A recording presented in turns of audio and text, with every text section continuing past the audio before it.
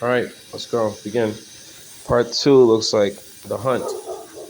Before I was 2 years old, a circumstance happened which I have never forgotten. It was early in the spring. There had been a little frost in the night, and a light mist still hung over the plantations and meadows. I and the other colts were feeding at the lower part of the field when we heard, quite in the distance, what sounded like the cry of dogs.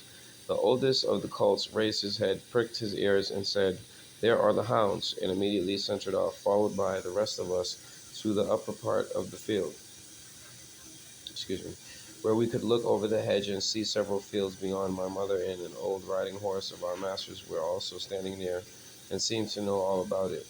"They have found a hare," said my mother, "and if they come this way we shall see the hunt."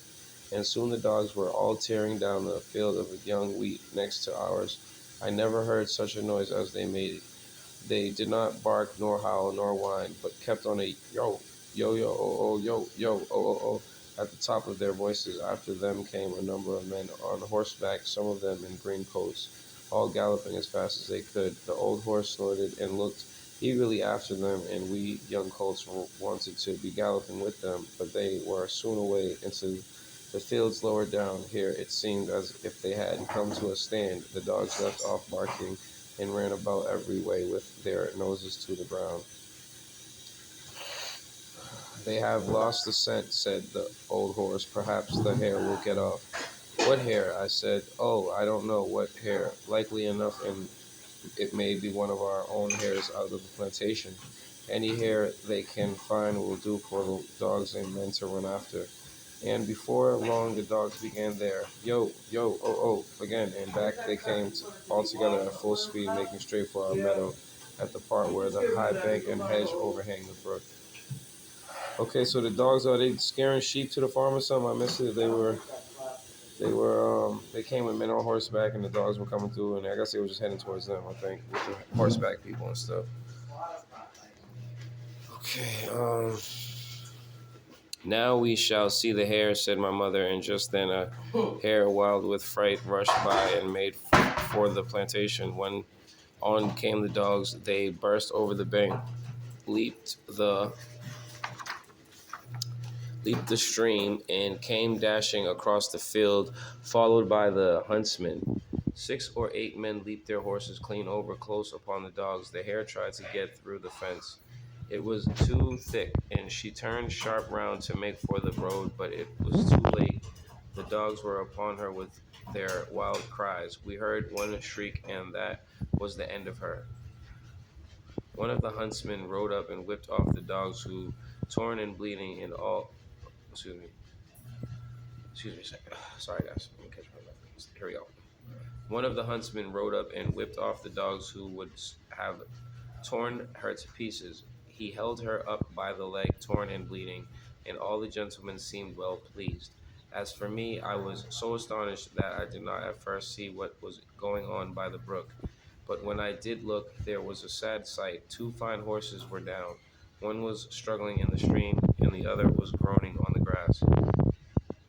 One of the riders was getting out of the water covered with mud, the other lay quite still. "His neck is broke," said my mother. "And serve him right too," said one of the colts. I thought the same, but my mother did not join with us. "Well, no," she said, "you must not say that, but though never yet could make out why men are so fond of this sport, tear up the fields, and all for a hare or a fox or a stag, that they could get more easily some other way, but we are only horses and don't know." Whilst my mother was saying this, we stood and looked on. Many of the riders had gone to the young man, but my master, who had been watching what was going on, was the first to raise him.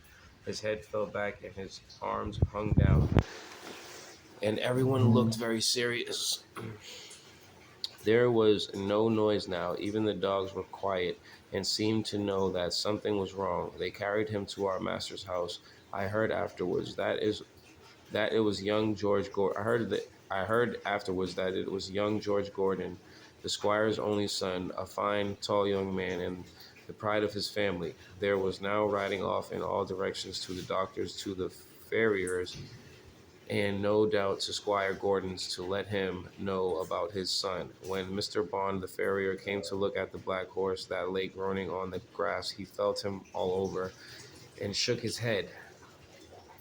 All right, we're at 5 minutes. Let's see. One of his legs was broken. Then someone ran to our master's house and came back with a gun. Presently, there was a loud bang and a dreadful shriek, and then all was still. The black horse moved no more. My mother seemed much troubled. She said she had known that horse for years and that his name was Rob Roy. He was a good, bold horse, and there was no vice in him. She never would go to that part of the field afterwards. Not many days after, we heard the church bell tolling for a long time, and looking over the gate, we saw a long, strange black coach that was covered with black cloth and was drawn by black horses. After that came another and another and another, and all were black, while the bell kept tolling, tolling. They were carrying young Gordon to the churchyard to bury him. He would never ride again. What they did with Rob Roy I never knew, but 'twas all for one little hare.